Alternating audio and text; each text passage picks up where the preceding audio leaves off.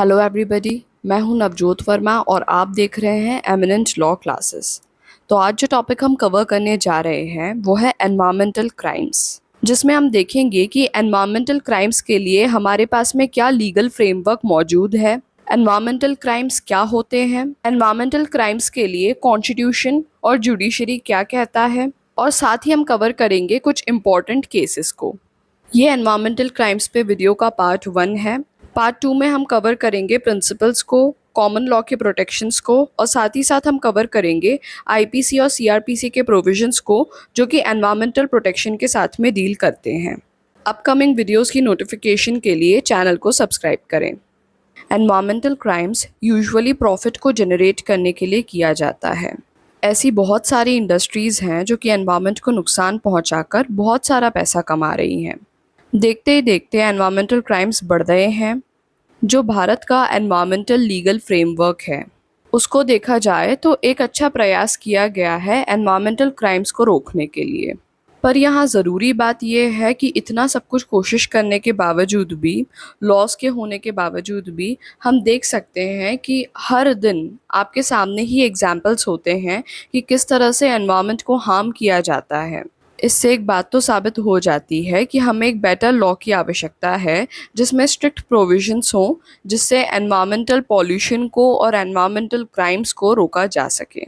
अब एक बात ये भी आती है कि लॉज और लीगल फ्रेमवर्क तो हमारे पास में मौजूद है, पर जब बात आती है इन लॉज के एप्लीकेशन की, और जब बात आती है उन अथॉरिटीज़ की जिन पर ये भार है कि इन लॉज को अप्लाई किया जाए और एनवायरमेंटल क्राइम्स को रोका जाए। लॉज तो हमारे पास में है पर इसका एप्लीकेशन कठिन है। साथ ही साथ जो लोग इसको अप्लाई करने के लिए चाहते हैं, जो भी अथॉरिटीज़ हैं जिनको ये रिस्पॉन्सिबिलिटी दी गई है, उन्हें भी काफ़ी सारी मुश्किलों का सामना करना पड़ता है। यहाँ पर बहुत सारी कठिनाइयों का सामना करना पड़ता है पुलिस को भी, जो कि इन्वेस्टिगेट करती है ऐसे मैटर्स में, और जो अथॉरिटीज़ है जिन्हें जिम्मेदारी दी गई है उन्हें भी काफ़ी सारी प्रॉब्लम्स को फेस करना पड़ता है।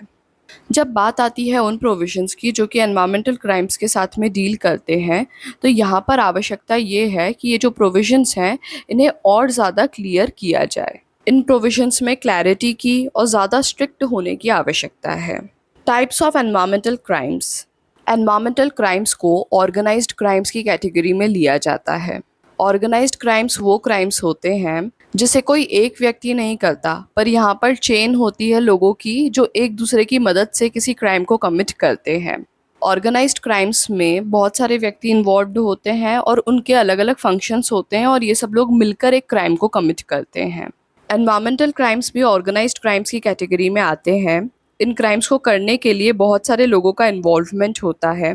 एनवायरमेंटल क्राइम्स को ग्रीन कॉलर क्राइम्स भी कहा जाता है और ये सबसे ज़्यादा किए जाने वाले अपराधों की श्रेणी में चौथे नंबर पे आते हैं। इन क्राइम्स को कमिट करने के पीछे एम यही रहता है कि किस तरह से एनवायरनमेंट का फ़ायदा उठाकर पैसे कमाए जा सकें। अब यहाँ सवाल ये आता है कि एनवायरमेंटल क्राइम्स होते क्या हैं और ऐसे कौन से क्राइम्स हैं जो कि एनवायरमेंटल क्राइम्स की कैटेगरी में फॉल करते हैं। तो इसके लिए एक लिस्ट प्रदान की गई है United Nations inter regional crime and justice research institution के द्वारा। यहाँ सबसे पहला क्राइम है पोचिंग।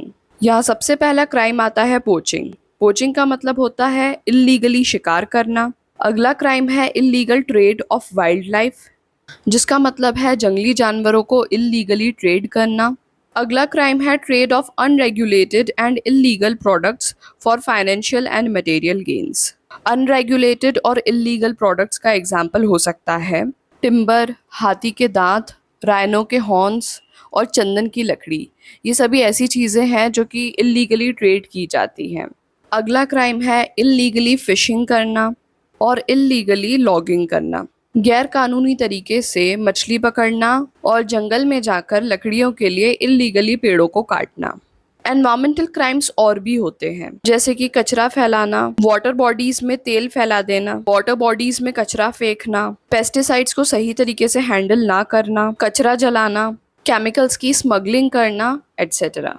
अब ये जो क्राइम्स हैं इनके नेचर के हिसाब से इनको क्लासिफाई किया जा सकता है कि इनमें से कौन से क्राइम्स कॉग्निजेबल है, कौन से नॉन कॉग्निजेबल है, कौन से कंपाउंडेबल है, कौन से नॉन कंपाउंडेबल है, कौन से बेलेबल है और कौन से नॉन बेलेबल है। Legal framework. एनवायरमेंटल क्राइम्स को प्रिवेंट करने के लिए हमारे पास जो लॉज मौजूद हैं वो है water prevention and control of pollution act 1974, environment protection act 1986। Environment protection act को लाया गया था भोपाल गैस ट्रेजेडी के बाद में। Water prevention and control of pollution cess act of 1977 और air prevention and control of pollution act 1981। हमारे पास में एक्ट्स हैं, लीगल फ्रेमवर्क है, उसके बावजूद भी ये चीज़ देखी जाती है कि जब बात आती है एनवायरमेंटल क्राइम्स की तो यहाँ पर पेनल्टीज और पनिशमेंट्स को इम्पोज करने में प्रॉब्लम आती है। एग्जाम्पल के लिए हम यही देख सकते हैं कि यहाँ पर जो 5 मेजर इंटरनेशनल कन्वेंशंस हैं जो कि वाइल्ड लाइफ प्रोटेक्शन के लिए किए गए हैं, इन 5 इंटरनेशनल कन्वेंशन में एक मेंबर भारत भी है। उसके बावजूद भी ऐसी घटनाएं सामने आती हैं जिसमें एंडेंजर्ड एनिमल्स को ट्रेड किया जाता है।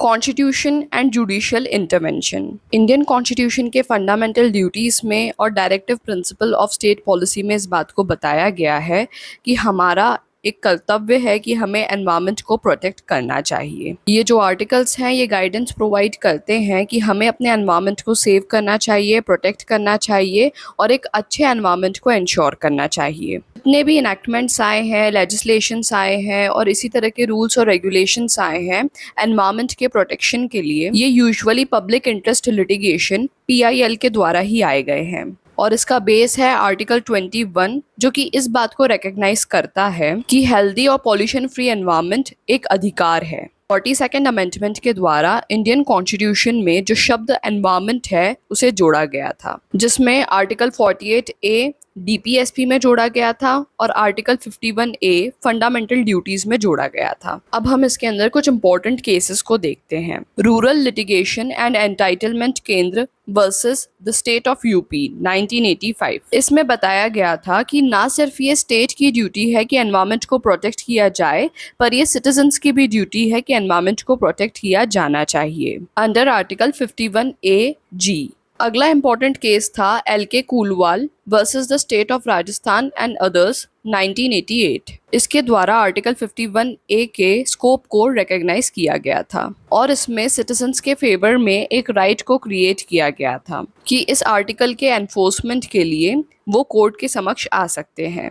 MC Mehta versus the state of Odisha 1992 के केस में बताया गया था कि जहां अधिकार है वहां ड्यूटी भी है। इसमें यह भी बताया गया था कि जब एनवायरनमेंट और लिविंग कंडीशंस खराब होते हैं, अनहेल्दी होते हैं, तो इसका सबसे ज़्यादा असर सिटीजन्स पे ही पड़ता है। इसलिए यहाँ पर ये ड्यूटी है सिटीजन्स की कि वो स्टेट की मदद करें ताकि उनकी मदद से स्टेट अपने ऑब्लिगेशन को पूरा कर सके और उनके इस अधिकार को प्रोटेक्ट कर सके। AIIMS students union versus AIIMS and others. इस केस में सुप्रीम कोर्ट के द्वारा कहा गया था कि स्टेट अपने ऑब्लिगेशन से भाग नहीं सकती है जब बात आती है फंडामेंटल ड्यूटीज और DPSP को इफेक्ट देने की।